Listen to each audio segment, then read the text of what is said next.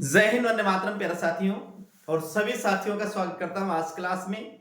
और आज हम पढ़ने वाले हैं, देखिएगा यहां लिखा हुआ है माध्यमिक शिक्षा बोर्ड राजस्थान अजमेर। क्या लिखा हुआ है? माध्यमिक शिक्षा बोर्ड राजस्थान अजमेर से जो किताब है साथियों, जो हमारे विद्यालय में चलती है, राजस्थान का इतिहास एवं संस्कृति। हमारे 10वीं विद्यालय में जो 10वीं कक्षा की जो किताब है राजस्थान जीके की, जिसका नाम है राजस्थान का इतिहास एवं संस्कृति, इसमें आज का अपना जो टॉपिक रहेगा वो मारवाड़ का राठौड़ वंश रहेगा। क्या रहेगा? ये कक्षा 10वीं की किताब है, मारवाड़ का राठौड़ वंश रहेगा। ये अपन पढ़ रहे हैं साथियों, first grade, second grade, read first level, second level, pre और मेन एग्जाम। आपको ये तो पता है कि राजस्थान का जीके हर एग्जाम आता है। तो आज हम पढ़ने वाले हैं क्या है, मारवाड़ का राठौड़ वंश साथियों। इसके पहले चैनल पे पहली बार हो तो मेरे साथियों चैनल को जरूर सब्सक्राइब कीजिएगा, साथ साथ बेल आइकन को जरूर प्रेस करें ताकि आप ये पूरी किताब का फायदा उठा सके, पूरी किताब आप पढ़ सके, वो भी निःशुल्क रूप से। और साथ ही साथ साथियों हिंदी व्याकरण की जो अभी चल रही दूसरी क्लास, शाम की क्लास जीके की है, सुबह की क्लास हिंदी व्याकरण की है, दोनों निःशुल्क क्लास है। और दोनों ही हम माध्यमिक शिक्षा बोर्ड की जो किताबें हैं उनसे अपन पढ़ रहे हैं। तो एक बार पुनः आप सभी साथियों का मैं स्वागत करता हूं और शुरू करते हैं आज की क्लास को। देखिएगा यह लिखा मारवाड़ का राठौड़ वंश एवं उसके प्रतापी शासन। जिस प्रकार दक्षिणी पश्चिमी राजस्थान के गुहिलों का शासन मेवाड़ और बागड़ प्रांत में स्थापित हुआ, उसी प्रकार राजस्थान के पश्चिमी, उत्तरी एवं पश्चिमी भागों में राठौड़ों के राज्य भी स्थापित हुए। यहां समझना है अब आपको, ये अपन राजस्थान के नक्शे की बात करते हैं मेरे साथियों, कि राजस्थान के नक्शे की बात करते हैं तो ये अपना राजस्थान का नक्शा रहा। तो यहां पर जो अपन बात करेंगे किसकी, मारवाड़ के गुहिलों की, तो गुहिलों का शासन कहां रहा सर? मेवाड़ में रहा। ये गुहिलों का शासन कहां रहा? एक तो मेवाड़ में रहा और एक क्या, बागड़ में। ये यहां पर ही रहा किसका शासन? गुहिलों का शासन, गुहिलों का शासन, गुहिल आदित्य, और जिसे हम सिसोदिया वंश भी कहते साथियों। गुहिल और सिसोदिया दोनों ही एक के ही नाम है। उसी प्रकार जो मारवाड़ का राठौड़ वंश है वो कहां रहा? उत्तरी भाग। एक तो ये उत्तरी भाग साथियों, ये उत्तरी भाग, और एक रहा ये पश्चिमी भाग। यहां पर रहा साथियों, किनका शासन रहा? राठौड़ राजपूतों का शासन रहा। ये अपन को ध्यान में रखना है साथियों। आगे बात करते हैं। राठौड़ शब्द की उत्पत्ति का विषय विवादास्पद है। विभिन्न ताम्रपत्रों, शिलालेखों और प्राचीन पुस्तकों में राठौड़ वंशी उत्पत्ति को लेकर भिन्न भिन्न मत प्रतिपादित किए गए हैं। कुछ विद्वानों की मान्यता है कि राठौड़ हिरण्यकश्यप को सुना होगा साथियों। हिरण्यकश्यप के जलने पर ही अब किसका, हिरण्यकश्यप की जो बहन थी होलिका, और होलिका प्रहलाद को जलाने के लिए अग्नि में प्रवेश करती है और वहां पर होलिका जल जाती है और प्रहलाद बच जाता है। वहीं से साथियों हम होलिका प्रारंभ करते हैं। तो यहाँ पर देखिए हिरण्यकश्यप की संतान है।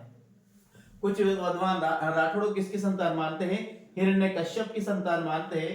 जोधपुर राज की ख्यात में इन्हें राजा विश्ववूतमान, क्या ध्यान रखना, राजा का नाम है विश्ववूतमान के पुत्र राजा बृहदबल से पैदा होना लिखा है। किसमें? देखो कुछ तो मानते, किसकी संतान मानते? हिरण्यकश्यप की संतान मानते। तो कुछ साथी क्या मानते हैं? राजा विश्ववूतमान के पुत्र जिसका नाम है बृहदबल। क्या है? बृहदबल। ये किसमें है? जोधपुर में राठौड़ों की जो ख्यात है, जोधपुर में राठौड़ों की ख्यात है, उसमें यह लिखा हुआ है साथियों। जोधपुर के राठौड़ों की ख्यात में लिखा हुआ है कि राठौड़ों की उत्पत्ति बृहदबल से हुई है। ध्यान रखना, आप ध्यान रखना साथियों। एक शब्द तो मानता है हिरण्यकश्यप की संतान मानते हैं, और कुछ मानते हैं किसकी? बृहदबल की संतान मानते हैं। तो यहाँ पर अपना दो है। जबकि दयालदास ने क्या माना है? सूर्यवंशी माना है। दयालदास ने क्या माना? सूर्यवंशी माना है साथियों। आगे हम बात, और इन्हें ब्राह्मण भल्ल राव की संतान बताया है। देखिए दयालदास दयाल दास, जिन्हें राठौड़ा लिखवाद लगी। तो दयाल दास ने किससे माना है? सूर्यवंशी माना है, सूर्यवंशीय माना है दयाल दास ने। और क्या है इसमें बताया, क्या ब्राह्मण बल्ले राव की संतान बताया है। इनका वंश है वो तो सूर्यवंश है, और ये जो ब्राह्मण है, ब्राह्मण का नाम लिखा है यहाँ पर बल्ले राव, इस बल्ले राव से ही राठौड़ की उत्पत्ति मानते हैं। आगे नेणसी ने मारवाड़ के राठौड़ों को कन्नौज से आने वाली शाखा बताया है, और कर्नल जेम्स टोड ने इसकी वंशावली के आधार पर इन्हें सूर्यवंशी माना है। अब देखिए यहाँ पर अपन बात करते हैं, पहला अपन आता है हिरण्य कश्यप, हिरण्य कश्यप। दूसरा है बृहद बल। तीसरा यहां पर आता है साथियों सूर्यवंशी। क्या आता है? सूर्यवंशी बल्लेराव, सूर्यवंशी बल्लेराव बेवटिया, सूर्यवंशी बल्लेराव की संतान मानते हैं। और आगे हम बात करते हैं नेणसी, उनको मानते हैं साथियों कन्नौज, नेणसी मानता है कन्नौज की। और यहाँ इसके बाद अपना आता है सूर्य, कर्नल जेम्स टोड ने इसे सूर्यवंशी माना है। तो आपको ध्यान रखना है, ये कुछ विद्वान है। वृहद दल साथियों, हम वृहद दल की बात करते थे। जोधपुर के राठौड़ा लिखवाद, एक है जोधपुर राज्य की ख्यात में इनको वृहद बल का संतान माने हैं। जबकि साथियों किसके अनुसार? दयाल दास के अनुसार, जिसमें राठौड़ा की ख्यात दयाल दास ने लिखी है, उसमें इनको सूर्यवंशी बताया गया है, और किसका? भल्ले राव के संतान बताई गई है। और नेणसी क्या है? नेणसी साथियों जिन्हें राजस्थान का अबुल फजल भी कहा जाता है। तो इस नेणसी ने क्या लिखा है साथियों? कन्नौज से संतान मानी है। कन्नौज के राजा जो जयचंद थे साथियों, शायद वहीं से, और सूर्यवंशी मानी है कर्नल जेम्स टोड ने। तो ये आपको ध्यान में रखना है।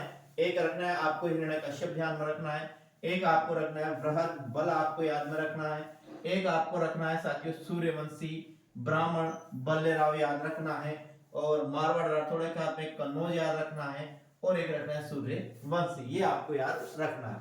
आगे हम बात करें, इस प्रकार राठौड़ों की उत्पत्ति के संबंध पर एक राय नहीं, किंतु सभी विद्वान इन्हें दक्षिण भारत के राष्ट्रकूटों से अवश्य संबंधित मानते हैं। यहाँ पर जो सर्वमान्य बताता है साथियों, वो क्या आता है?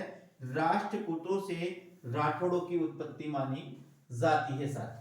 और राष्ट्रकूट क्या है? एक दक्षिण की राजपूत जाति है, दक्षिणी भारत में निवास करने वाले राष्ट्रकूटों से राठौड़ों की उत्पत्ति मानते हैं। देखिए आगे बात करते हैं, इन्हें जोधपुर और बीकानेर के राठौड़ अधिक प्रसिद्ध है। जोधपुर के राठौड़ इनमें, हमने देखिए इस प्रकार राठौड़ की उत्पत्ति के संबंधित मत पर एक राय नहीं, किंतु सभी विद्वान इन्हें क्या मानते हैं? दक्षिणी भारत के राष्ट्रकूटों से अवश्य मानते हैं। तो ये राष्ट्रकूट शब्द को ध्यान में रखना है।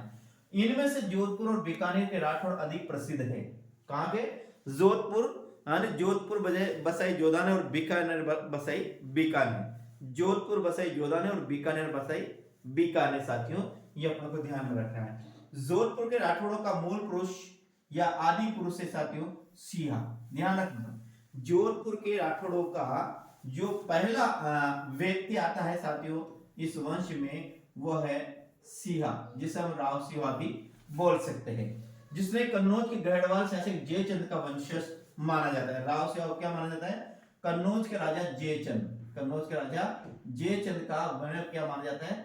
वंशज माना जाता है।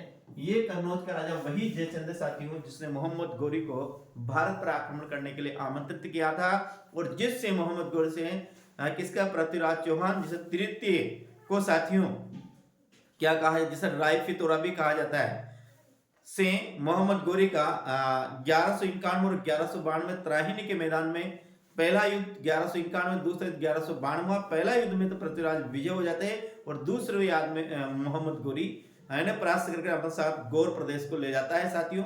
वहां पर फिर कौन कहता है? चंद्रबरदाई अपने पृथ्वीराज रासों में लिखता है कि वहां पर पृथ्वीराज चौहान ने शब्द वेदी बाण चलाया और मोहम्मद गोरी को वहीं पर समाप्त कर दिया। तब उसने कहा था किसने? चंद्रबरदाई ने, कि 4 बांस 24 गज 8 अंगुल प्रमाण ताओ पर सुल्तान मत चुके चौहान। यह उक्ति सुनकर पृथ्वीराज चौहान ने शब्द वेदी बाण चलाया और वो सीधे गोरी के सीने में लगा, गोरी वहीं पर क्या हो जाता है, गोरी मर जाता है। तो ये ध्यान रखना आपको, इनका मूल पुरुष कौन है, राव शिवाय, जिन्हें कन्नौज के गढ़वाल शासक का वंशज मानते हैं। शिवा केवल मारवाड़ के एक छोटे से भाग पाली के उत्तरी पश्चिम में अपना राज्य स्थापित कर पाए थे। कहां पर, जो राव शिवा, पहली बात याद रखना, राठौड़ों का मूल पुरुष आपको याद रखना है, राठौड़ का मूल पुरुष राव सिंहा है साथियों, जिनका राज्य कहां था, पाली के उत्तर पश्चिम में, पाली के उत्तर पश्चिम में इसका राज्य था साथियों, ये अपने को ध्यान में रखना है।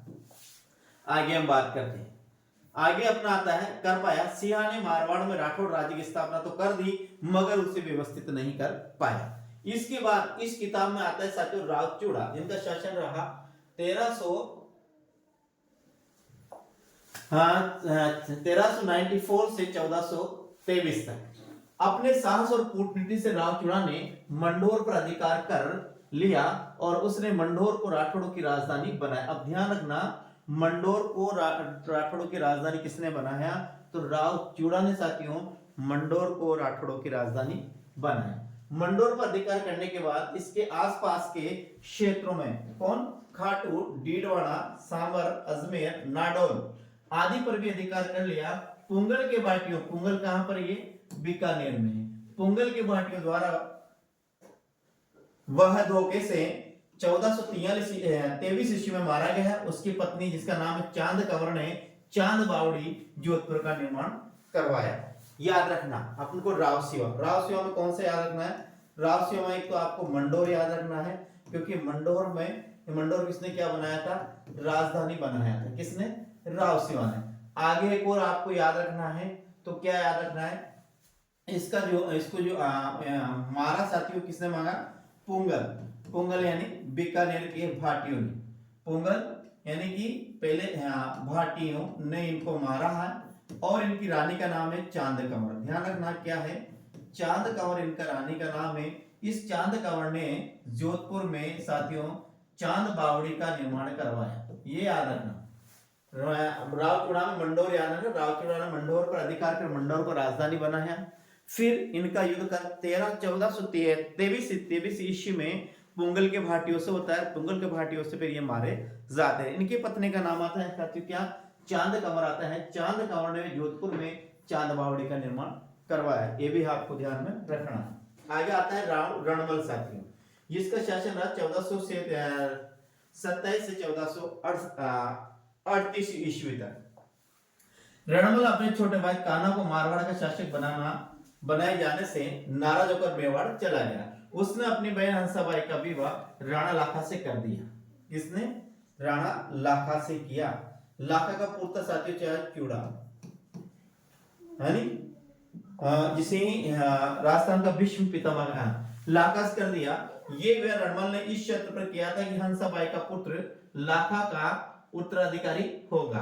अपने भांजे मोकल के मेवाड़ महाराणा बनने पर मेवाड़ प्रशासन में रणमल का प्रभाव बढ़ गया और रणमल की 1438 ईस्वी में उसकी प्रेमिका फारमली के सहयोग से मेवाड़ी सामंतों द्वारा क्या कर दी गई, हत्या कर दी गई। रणमल साथी क्या है, रणमल ने अपनी बहन जिनका नाम था हंसाबाई, अपनी बहन जिसका नाम था हंसाबाई, तो हंसाबाई का विवाह कहा जाता है कि मुझे शायद याद है कि बीकानेर का जो राजा उसका नाम भी चुड़ाई था साथी, चुंडाई था, उसके लिए रिश्ता लेकर गया था। लेकिन कहा जाता है कि संयोग से ये विवाह लाखा से हो जाता है। इस शर्त पर होता है कि मेरी बहन से जो संतान उत्पन्न होगी वही मेवाड़ का क्या बनेगी, राजा बनेगी, आपके बाद राजकुमार बनेगा और उसका ही राज तिलक किया जाएगा। तो इस शर्त पर बुढ़ापे में साथियों राणा लाखा का विवाह हंसाबाई से होता है। फिर हंसाबाई और राणा लाखा के दोनों से साथियों मोकल नाम का पुत्र उत्पन्न होता है, वो क्या बनता है, मेवाड़ का राजा बनता है। देखिए यहाँ पर लिखा ये मोकल, और जिसका उत्तराधिकारी जिसका संरक्षक कौन बनता है साथियों, राव रणमल बनता है। मल ही इसका संरक्षण बनता है, कौन, मोकल। ये मोकल कौन था, ये मोकल था मेवाड़ के राजा राणा लाखा और हंसाबाई कौन थी, ये रणमल की बहन थी साथियों।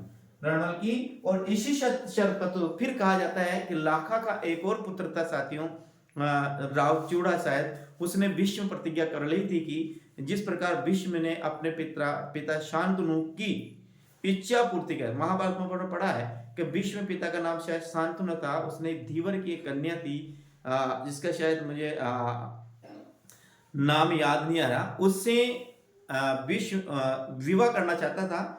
लेकिन साथियों उसने एक शर्त रखी थी शांतनु के सामने कि मेरे से जो उत्पन्न हो संतान उत्पन्न हो वही मैं किसका इस राज्य बनेगी। तो फिर भीष्म पितामह साथियों आजीवन कुंवारा रहने का प्रतिज्ञा कर लेता है, वहां से इनका नाम क्या बढ़ता है, भीष्म बनता है। तो इसी प्रकार साथियों जो राजस्थान का भीष्म पिता है वो राव चुंडा को कहा, इसको नहीं साथियों, राणा लाखा, और लाखा का राणा लाखा, इसका एक और पुत्र साथियों रखे राव चुंडा, तो उसको राजस्थान का भीष्म पितामह कहा जाता है। मुझे कमेंट से बताएं राजस्थान का भीष्म पितामह कैसे कहा जाता है, मुझे अच्छी तरह से नाम नहीं आ रहा है इस चुंडा में और उसमें मुझे फर्क होगा। एक और याद रखना, मेवाड़ में राणा लाखा के समय साथियों जावर जो वर्तमान उदयपुर में पड़ता है, यहाँ पर चांदी की खान मिलती थी और ये कई बार एग्जाम में प्रश्न आया है। इसके बाद बात करते हैं, फिर देखिए यहाँ एक और बात है, रणमल जो किसका ये रणमल था, ये इसकी प्रेमिका थी जिसका नाम साथियों था भारमली। जब यहाँ पर मोकल राजा बनता है मेवाड़ में, तो यहाँ पर रणमल का प्रभाव बहुत ज्यादा हो जाता है, जिससे मेवाड़ के जो सामंत वो नाराज हो जाते हैं अंदर, और ये सब मिलकर एक योजना के माध्यम से रणमल की हत्या करवा देते। किसे, उसकी जो प्रेमिका थी भारमली, उस भारमली से भी इसकी हत्या करवा देते हैं। फिर देखे अगला राजा था राव जोधा, 1438 ईस्वी से 1489 थे। ये राव जोधा जिसके नाम पर क्या पड़ा, जोधपुर शहर बसा हुआ है साथी, ये वही राव जोधा है। राव जोधा मारवाड़ के राव रणमल का पुत्र था और 1468 ईस्वी में चित्तौड़ में रणमल की हत्या होने के बाद उसने जंगलों में रहकर अपनी शक्ति संगठित किया और 1453 ईस्वी में वह मंडोर जीतने में सफल हो गया। क्या हो गया, मंडोर कहां पर साथियों, ये मंडोर जोधपुर में, मंडोर कहां पर है, जोधपुर में है। मंडोर जीतने में सफल हो गया। उसने मेवाड़ से सुलह करने के लिए अपनी पुत्री का विवाह मेवाड़ी राजकुमार रायमल से कर दी। अब देखिए साथियों, ये जो जोधा है ये किसका पुत्र था, ये रणमल का पुत्र था, रणमल का पुत्र है जोधा। अब जोधा के एक पुत्री है साथियों, यहाँ नाम तो नहीं दे रखा उसने, जोधा की पुत्री है, और ये जोधा अपनी पुत्री का विवाह किससे करवा देता है, ये देखो यहाँ मेवाड़ राजकुमार रायमल से करवा देता है, जिससे रायमल, यानी कि ये राव रणमल है। राव रणमल अपनी बहन जिनका नाम था हंसाबाई का विवाह किससे करवा देता है, वो लाखा से करवा देता है। ठीक है, फिर इसी रणमल का एक और पुत्र था जो है राव जोधा।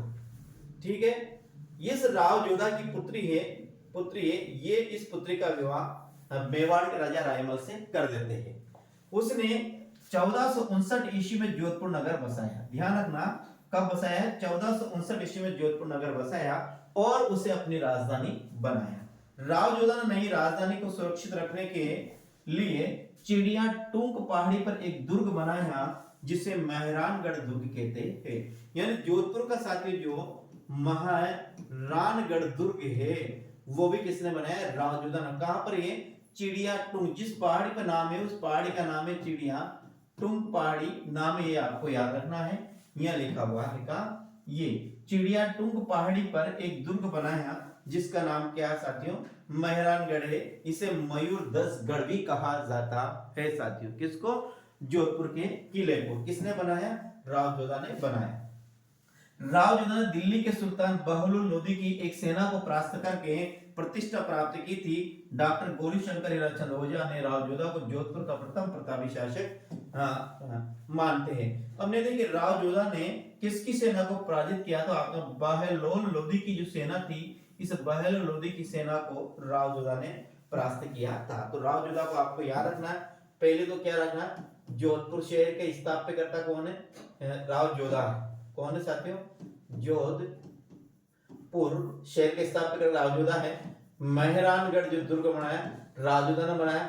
मंडोर जो राजधानी बनाई वो मंडोर को जीतने में सफल हुआ। इसकी पुत्री है रावजुदा की पुत्री है, जिसका विवाह मेवाड़ के राजा ये रायमल से करवा देता है, और ये दिल्ली के राजा बहलोल क्या है बहलोल लोधी की सेना को ये परास्त करता है। ये अपना को याद में रखना है। मेहरानगढ़ का किला कहां पर है?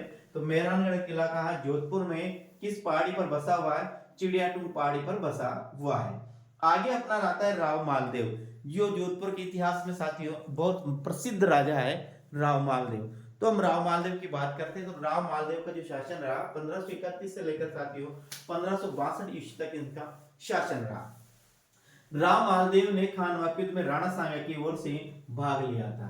खानवा का युद्ध साथियों जो हुआ था, खानवा का युद्ध साथियों शायद मार्च 1527 में खानवा का युद्ध हुआ था। किसके मध्य? बाबर और राणा सांगा के मध्य साथ। इसके पहले फरवरी 1527 में बयाना का युद्ध हुआ था। बयाना भी साथियों भरतपुर में है और खानवा भी क्या है भरतपुर में, दोनों। इस बयाना के युद्ध में तो कौन सांगा विजय होता है मेरे साथियों, लेकिन इस इसमें खानवा के युद्ध में सांगा परास्त हो जाता है। तो खानवा के युद्ध में जो राव मालदेव है ये चित्तौड़ से जोधपुर से की तरफ से खानवा के युद्ध में भाग लेने गए थे साथियों। देखिए आगे बात करते हैं। यद्यपि खानवा के युद्ध के समय मारवाड़ का शासक इनका पिता राव गंगा था, जिसने 1532 ईस्वी में बहादुर शाही के मेवाड़ पर आक्रमण के दौरान राणा विक्रमादित्य की सहायता की थी। एक और देखा बहादुर शाही ने साथियों कब 1532 और 1532 से 1534 यहाँ पर आक्रमण किया। उस समय यहाँ की जो रानी थी वो थी साथियों कर्मावती। क्या थी? कर्मावती थी। इस आक्रमण में कर्मावती ने हुमायूं को राखी भेजी साथियों। क्या भेजी थी? राखी। तो ध्यान रखना मेवाड़ की वे कौन सी रानी थी जिसने हुमायूं को राखी भेजी थी? किसको राखी भेजी थी? कर्मावती ने हुमायूं को राखी भेजी थी। कब भेजी थी? ये 1534 में भेजी थी, जब यहाँ पर किसने बहादुर शाह ने आक्रमण किया। आगे बात है 1536 ईस्वी में राव मालदेव ने जैसलमेर के राव लूणकरण की पुत्री उमादेव से विवाह किया। ये वही है जिसे इतिहास में किसके नाम से रूठी रानी के नाम से जाना जाता है। रूठी रानी कौन थी? तो यही उमादेव साथियों रूठी रानी के नाम से जाना जाता था। और ये कौन थी? ये जैसलमेर के राव लूणकरण की पुत्री थी। ध्यान रखना कौन? रानी उमादेव, जिसे इतिहास में रूठी रानी के नाम से जाना जाता है। कि इस घटना का जो इतिहास में लिखा हुआ, जो इतिहास में रूठी रानी के नाम से प्रसिद्ध हुई, इस घटना का कारण यह था कि मालदेव का ससुर उमादेव का पिता राव लूणकरण, कौन? राव लूणकरण मालदेव की हत्या करवाना चाहता था, जिसकी सूचना मालदेव की सास ने मालदेव को भिजवा दी।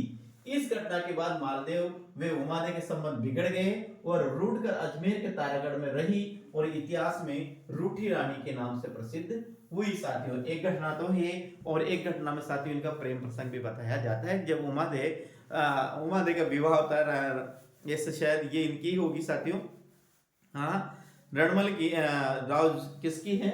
राव मालदेव की और रानी उमादेव की साथी, रानी लूणकर की पुत्री उमादेव की। जब विवाह करके ये अपने घर लाए साथियों, और उस समय जो इनकी पहले रात्रि कहा जाता है कि वहां पर जब राव कौन मालदेव साथियों अपनी पत्नी से मिलने जाता है तो कहा जाता है कि ये नशे में धुत था, बिल्कुल इसने शराब, ऐसा कहा जाता है शराब पी रखी थी। तो शराब में जैसे ये वहां जाता है, रास्ते में इनको साथियों एक दासी मिलती है, तो ये दासी से इनको प्रेम हो जाता है। ये घटना जैसे उमादेव को प्राप्त होती है, उमादेव को मिलती है, तो कहा जाता है कि ये फिर इनको यहाँ से ये रूठ जाती है और फिर अजमेर के तारागढ़ में रहती है और फिर आजीवन ही साथियों ये रूठी रानी के नाम से, और इतिहास में भी इनको आज रूठी रानी के नाम से जाना जाता है। उमादेव ने मेड़ता के वीरमदेव और बीकानेर के राव जय सिंह पर आक्रमण कर 1442 में उनके राज्य पर अधिकार कर लिया। एक और ध्यान रखना, यहाँ पर 1442 में 1542 में मालदेव ने एक मेड़ता कहाँ पड़ता है? ये नागौर में पड़ता है। ध्यान रखना मेड़ता कहाँ पड़ता है? नागौर में। नागौर के बीरमदेव और बीकानेर के राव जेत सिंह, याद रखना बीकानेर का कौन है? बीकानेर का तो राव जेत सिंह और मेड़ता का है बीरमदेव, पर आक्रमण कर उन पर राज्य पर क्या कर लिया? अधिकार। बीरमदेव और राव जेत सिंह शेर से सूर्य की शरण में चले गए। ध्यान रखना अब बीरमदेव और राव बीरम मेड़ता का राजा बीरम देव और बीकानेर का राजा जेत सिंह इन और मालदेव के मध्य 1542 में युद्ध होता है, जिसमें कौन मालदेव विजय हो जाता है साथियों। तो ये दोनों ही मालदेव से नाराज होकर शेरशाह की शरण में चले जाते हैं और फिर शेरशाह इन पर आक्रमण करता है 1544 में, जिसे हम गिरी सुमेल का युद्ध कहते हैं साथियों। वह भयंकर युद्ध होता है गिरी सुमेल का, जिसमें कुपा और जेता जो मालदीव के जो प्रसिद्ध सेना नायक थे साथियों, जिस प्रकार महोबा आक्रमण में पृथ्वीराज चौहान के महोबा आक्रमण के समय किसने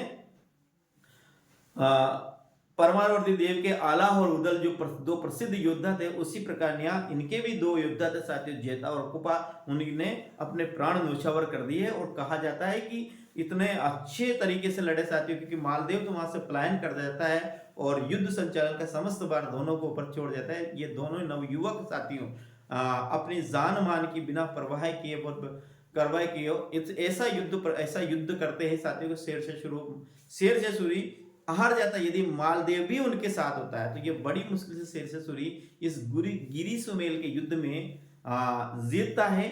और तब शेरशाह सूरी कहता है कि मैंने एक मुट्ठी पर बाजरे के लिए हिंदुस्तान की बादशाह खो दी होती, ऐसा शेरशाह सूरी कहता है साथियों। आगे हम बढ़ते हैं, आप देखिए 1539 से लेकर 40 में शेरशाह सूरी के हाथों पराजित होकर हुमायूं दर दर भटक रहा है। अब यह देखो एक घटना होती है, हुमायूं और शेरशाह सूरी के दोनों के मध्य युद्ध होता है और हुमायूं यहाँ पर दर दर भटकता है। तो मालदेव ने हुमायूं को सहायता का संदेश भेजा, क्योंकि मालदेव जानता था कि हुमायूं की पूर्ण पराजय के पश्चात शेरशाह का अगला शिकार स्वयं मालदेव ही होगा। इसलिए मालदेव हुमायूं की सहायता करना चाहता था ताकि शेरशाह सूरी पर आक्रमण नहीं करे और ये हुमायूं मजबूत बना रहे, इससे आक्रमण करता रहे। इसलिए मालदेव हुमायूं की सहायता करना चाहता था, लेकिन भाग्य में जो लिखा होता है वो मिटता नहीं। वही हुआ जिसका हमें डर था। 1543 से 44 में मालदेव को शेरशाह सूरी के आक्रमण का सामना करना पड़ा।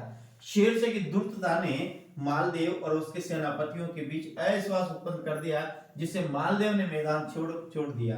मगर उनके सेनापति ने नाम आता है, एक का नाम जेता है, एक का नाम क्या है, कुपा है, ने जनवरी 1544 में गिरी सुमेल में शेरशाह से युद्ध किया और वीरगति को प्राप्त हुए। उनकी वीरता से प्रभावित होकर शेरशाह सूरी को कहना पड़ा कि एक मुट्ठी बाजरे के लिए मैं हिंदुस्तान की बादशाह को देता। याद रखना गिरी सुमेल का युद्ध कब हुआ, तो साथियों ये आपको याद रखना है, ये जनवरी कब 1544 में इनका जनवरी 1544 में ये क्या होता है, युद्ध होता है, कौन सा, गिरी सुमेल, किस के मध्य होता है, राव मालदेव और एक आता है एक नाम शेरशाह सूरी दोनों के मध्य होता है, जिसमें मालदेव के दो प्रसिद्ध योद्धा, जिसका एक का नाम साथियों क्या है, जेता है, और एक का नाम क्या है साथियों, कुपा है। ये दो प्रसिद्ध वीर थे साथियों जो इस युद्ध में वीर गति को प्राप्त होते हैं। और शेरशाह सूरी क्या होता है, विजय होता है, क्योंकि यहाँ से मालदेव है, ये मालदेव पलायन कर जाता है। क्या होता है, मालदेव यहाँ से पलायन कर जाता है। तो हम आगे बात करते हैं। तब किसने, शेरशाह सूरी ने कहा था, क्या कहा था कि एक मुट्ठी बाजरे के लिए मैं हिंदुस्तान की बादशाह को देता। ध्यान रखना है, आगे हम बात करते हैं। शेरशाह की मृत्यु 1545 ईस्वी के बाद मालदेव ने जोधपुर, पोखरण, फलोदी, बाड़मेर, कोटड़ा, जालोर और मेड़ता पर पुण्य अधिकार कर लिया और 1562 में मालदेव की क्या हो गई, मृत्यु हुई। तो ये याद रखना, मालदेव की पत्नी का नाम उमादेव, किसकी, बीकानेर के राव लूणकरण की पुत्री थी, जो इतिहास में रूठी नामी रानी के नाम से प्रसिद्ध थी। और उमादेव ने अपना संपूर्ण जीवन साथियों का बगाया अजमेर के तारागढ़ में गुजारा। इसके बाद फिर हम बात करते तो मालदेव ने 1542 में मेड़ता के शासक बीरमदेव और बीकानेर के शासक जेत सिंह को परास्त किया। ये दोनों शेरशाह सूरी के पास चले जाते हैं और शेरशाह सूरी फिर मालदेव पर आक्रमण करता है। इसके पहले शेरशाह सूरी और हुमायूं के मध्य दोनों का युद्ध होता है, लेकिन हुमायूं शेरशाह सूरी से पराजित होकर वो दर दर भटकता है और मालदेव फिर उसको सहायता प्रदान करने की कोशिश करता है।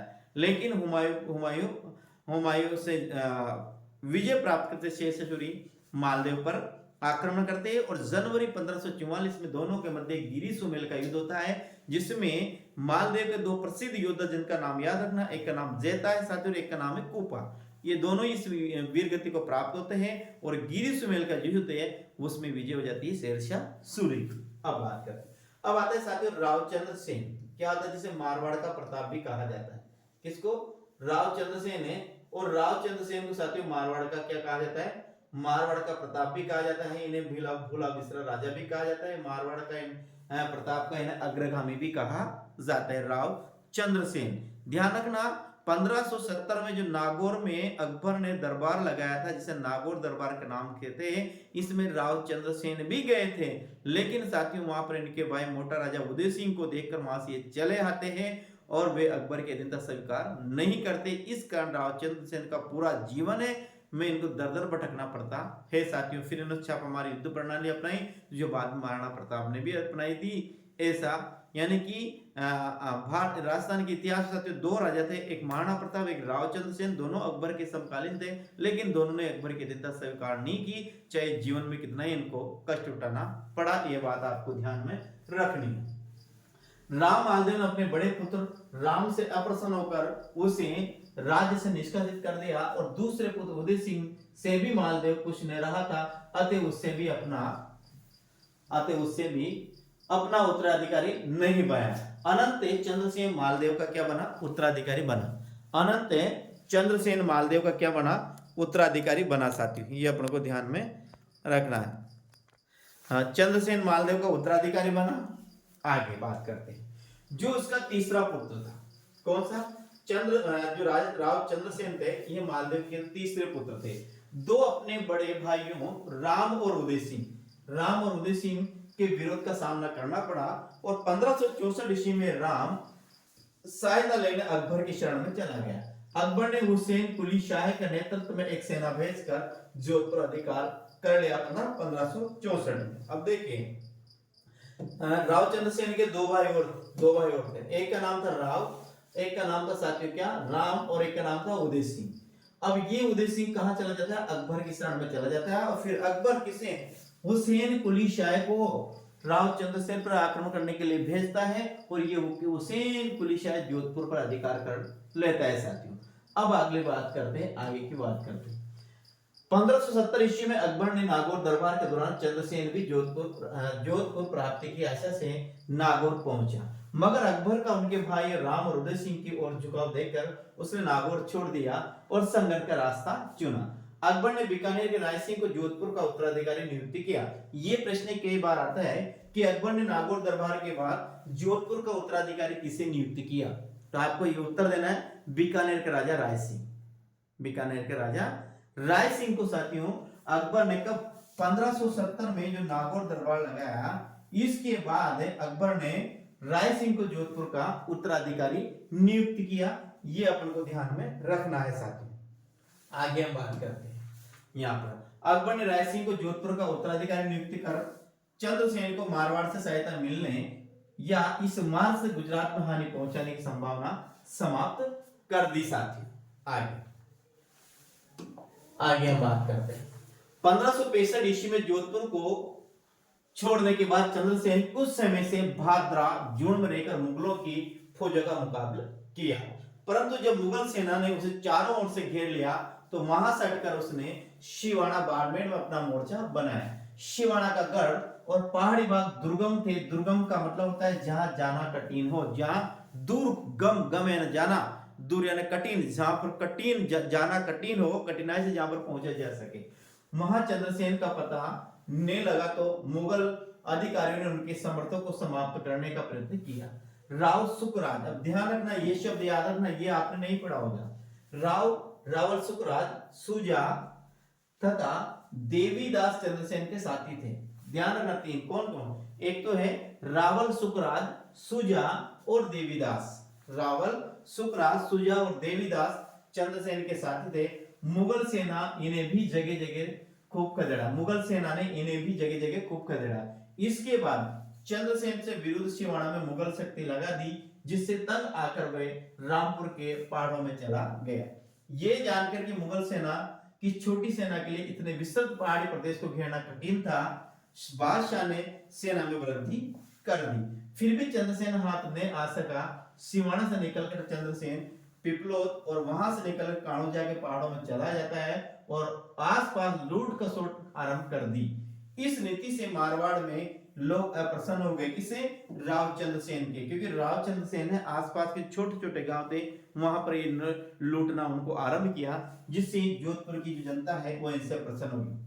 ऐसी स्थिति में मारवाड़ छोड़कर सिरोही और फिर डूंगरपुर और बांसवाड़ा में शरण लेनी पड़ी। फिर मुगल सेना ने उनका पीछा नहीं छोड़ा। इस प्रकार निरंतर मुगलों से चंद्रसेन संघर्ष करता रहा और 1581 ईस्वी में अपनी मृत्यु तक उसने जारी रखा। विश्वेश्वर नाथ रेहू ने चंद्रसेन की तुलना महाराणा प्रताप से की, ध्यान रखना, इसलिए इन्हें मारवाड़ का प्रताप भी कहा जाता है। ये ध्यान रखना, विश्वेश्वर नाथ रेहू, ये शब्द याद रखना कि वह कौन थे जिसने चंद्रसेन की तुलना महाराणा प्रताप से की। तो वो साथियों विश्वेश्वर नाथ रेहू ने चंद्रसेन की तुलना महाराणा प्रताप से की, जिससे उसी के समान मुगल शक्ति का सामना करना पड़ा और पहाड़ों में भटकने के बाद भी मुगल लोग की अधीनता स्वीकार नहीं की। इस कारण चंद्रसेन को मारवाड़ का प्रताप भी कहा जाता है। मारवाड़ का प्रताप किसे कहा जाता है? रावचंद्र सेन को कहा जाता है। और इन्हें प्रताप का अग्रगामी भी कहा, अग्रगामी क्या है? अग्रगामी भी कहा जाता है। इनको शायद भूला मिश्र राजा भी कहा जाता है। अब आता है मोटा राजा उदय सिंह। क्या आता है? मोटा राजा उदय सिंह आता है।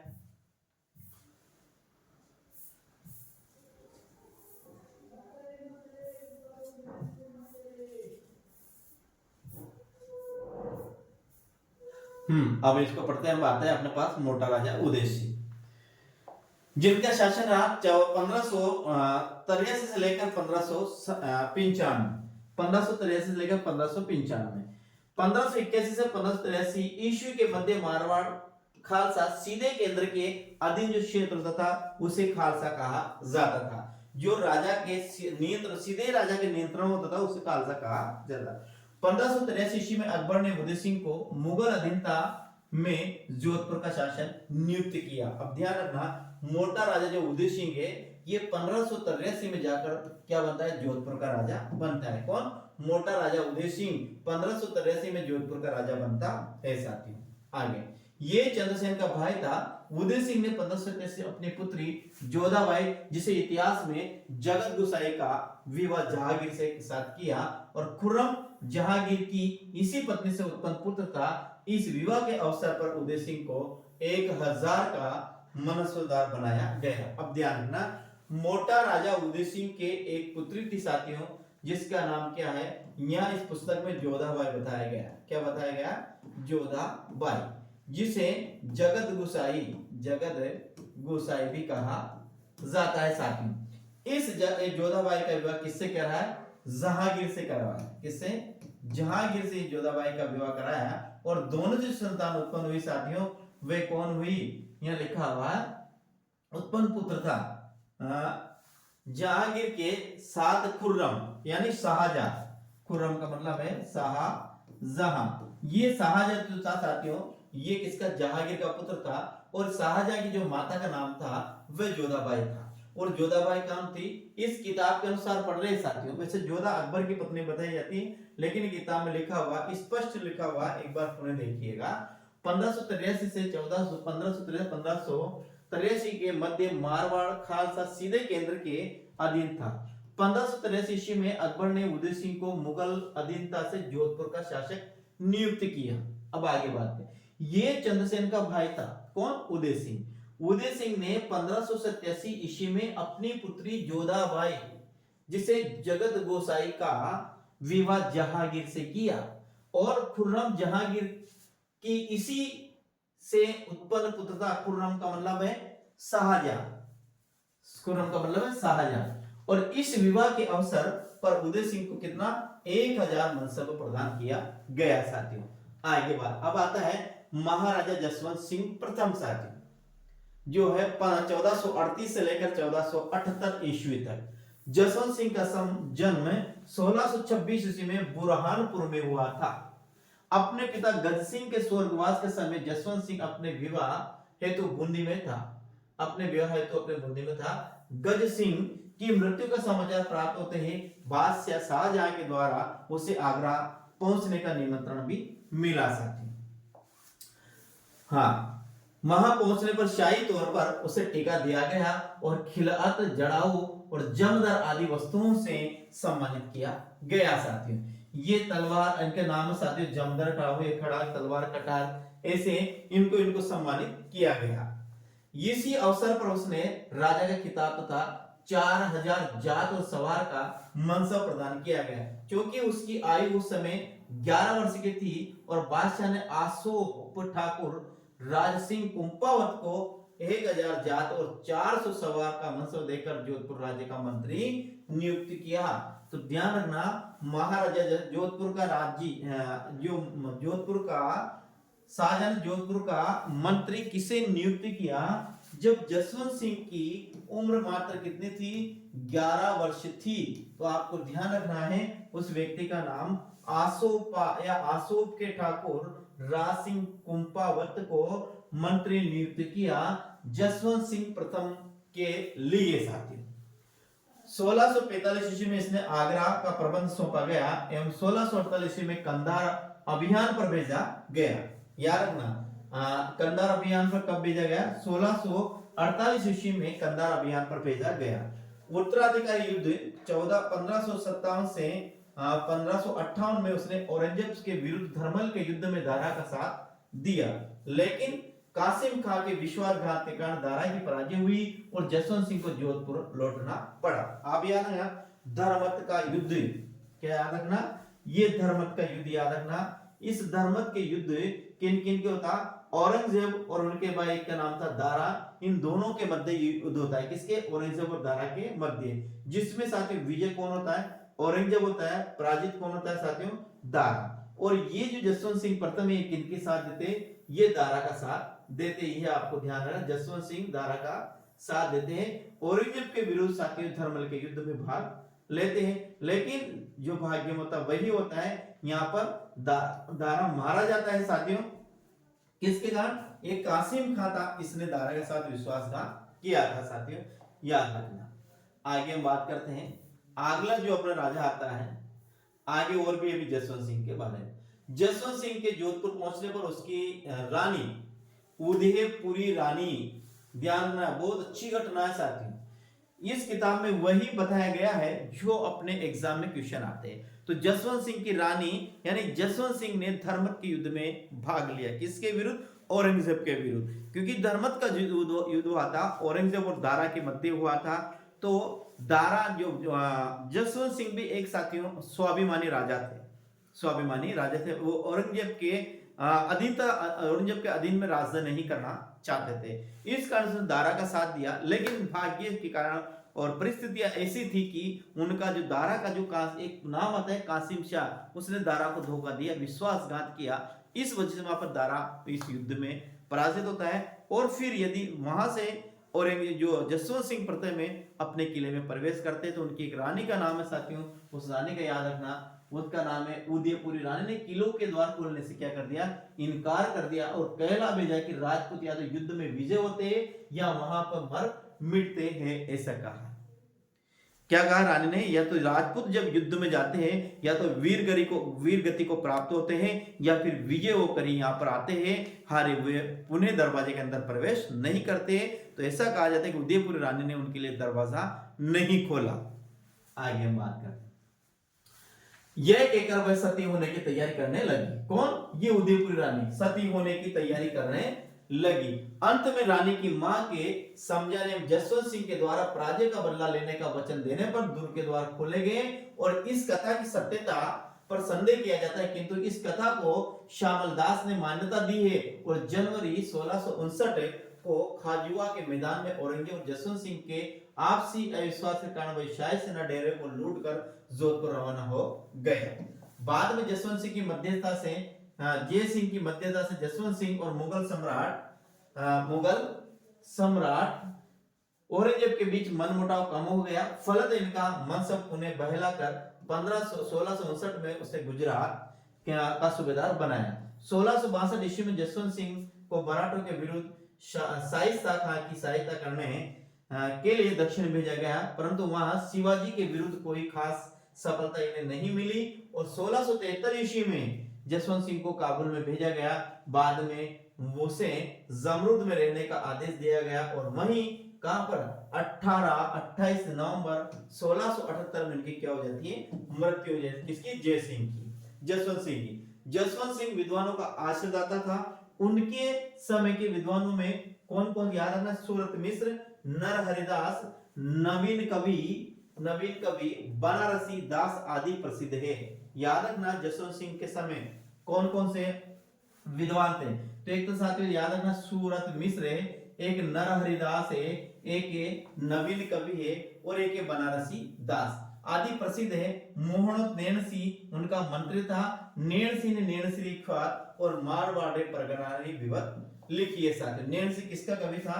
ये जसवंत सिंह साथियों प्रथम का कवि था और नैणसी ने दो लिखी, एक तो लिखी सर नैणसी ख्वात लिखी और एक लिखी मारवाड़ा परगनारी विगत। ये नैणसी के दो प्रसून ग्रंथ, शायद नैणसी को ही साथियों राजस्थान का अबुल फजल कहा जाता है। तो ये आज अपन ने पढ़े, क्या पढ़े अपन ने आज पढ़े? राठौड़ वंश पढ़े जोधपुर। किसमें? माध्यमिक शिक्षा बोर्ड राजस्थान अजमेर की जो हमारे विद्यालयों में, हमारे स्कूलों में जो किताब चलती है 10वीं कक्षा की, उसमें आज अपन ने इतना पढ़ा है। उम्मीद करता हूं कि आपको क्लास अच्छी लगी होगी। अब यदि साथियों और भी आपको बेहतरीन लगी है तो आप बस इस चैनल पे जो है ये क्लास देख रहे हो, इसको आप जरूर से अधिक जरूर शेयर कर दीजिएगा ताकि साथियों आप भी कुछ आपसे प्रतिपुष्टि प्राप्त हो, पुनर्बलन प्राप्त हो। यदि आप सब्सक्राइब करते हो तो हमें बहुत ज्यादा आगे बढ़ने की उम्मीद जगती है साथियों। तो हम अब विदा लेते हैं, कल फिर मिलते हैं, सुबह मिलेंगे साथियों हिंदी व्याकरण की क्लास में। और अब आप अपनी तैयारी करिएगा। जय हिंद, वंदे मातरम साथियों।